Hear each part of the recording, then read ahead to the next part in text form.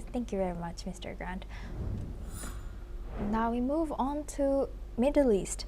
The Syrian army is continuing to push into Kurdish-held territory despite U.S. calls to halt its advance in the towns and the area in Syria's north. According to media reports, the army took over the northern city of Tabqa and its adjacent dam, as well as the major Freedom Dam, formerly known as the Bath, west of the Syrian city of Raqqa. Earlier, the Syrian army also claimed that they had seized control over 2 oil fields in the country's north that had been held by Kurdish forces. Meanwhile, the Kurdish-led Syrian Democratic Forces accused Damascus of betrayal over withdrawal deal and reported fighting between the two sides in the country's north. Now, for this discussion, we welcome Major General Dr. S.B. Astana. She's an international strategic and military analyst, joins us live from New Delhi. Thank you very much, Major General, for joining us. Welcome to NewsX World. Now, how dangerous is this escalating situation in the north of Syria, and what should Syrian armies advance into Kurdish-held areas signal about their strategy towards minority-controlled regions for now? Thanks for getting me on the show. Thank you. First, let me highlight to the viewers Yes. that HTS, that is the Syrian government as of now under al-Shara, was when it took over. Syria remains divided amongst various power groups who hold different parts of the country. Now, the Turkish-backed SNA was also there near Aleppo, and the Kurdish-led SDF made certain advances. In fact, the power arrangement initially was that they will not make those advances, especially towards Aleppo, and there was fighting in Aleppo. Now, the al-Sharas, that is the Syrian forces, have now pushed back the Kurdish forces, and now you see the dilemma of the USA. As far as al-Shara is concerned, that is the current Syrian government, the leader was a Al-Qaeda terrorist who has been supported by USA to topple the ruler there. At the same time, so they are in some manner sympathetic towards him. Kurdish forces have fought with them, fought with US forces, and have been very good fighters to checkmate the ISIS in Iraq and Syria at some point of time.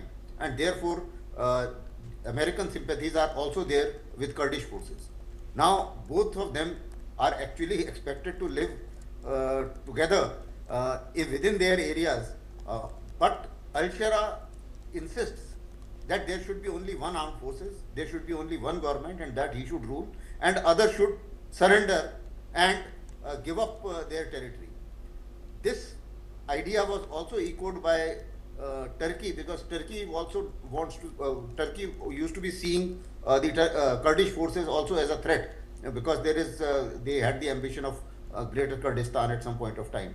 So considering this quagmire, the problem is that both sides US is involved. US has drawn a line to say that, okay, the Syrian forces that is under al-Shara should not cross the river and beyond a point. So they are trying to somehow control that situation by controlling both sides. So that's where it stands. But notwithstanding that, Syria has a lot of problems. Israeli defenses forces are also there. Then Druze, they want to help the Druze community, and they also hold some part of Syria. Similarly, there are other groups as well which are there in Syria, which have not been completely eliminated. So I think Syria still has fair amount of challenges before it can show any kind of stability. And so what exactly is US's motive and US's role, and what can US do over there to make sure it doesn't escalate further? See, the US initial aim was to somehow remove the old ruler who in their opinion was supporting Russia. So yes, that was the singular aim, and post his removal, USA did not had a good strategic plan in place how to govern Syria. At the same time, Israelis also wanted to make best use of this chaos. So they also extended their territory beyond Golan Heights. They were already occupying Golan Heights of Syria. They moved a little ahead and under the pretext that they need to save Druze and they also need their security. They also started targeting the military assets of al-Sharaz regime. Now this shows that US actually did not had a good strategic plan to govern, because everybody was trying to make the best of the situation. Even Turkey was also trying to make the best of the situation to somehow marginalize Kurds. So under these circumstances, I think as of now, US has a balancing role, that it has to perhaps control all the balancing parties to see some kind of peace or semblance in Syria. And as Trump keeps promising, rebuilding Syria.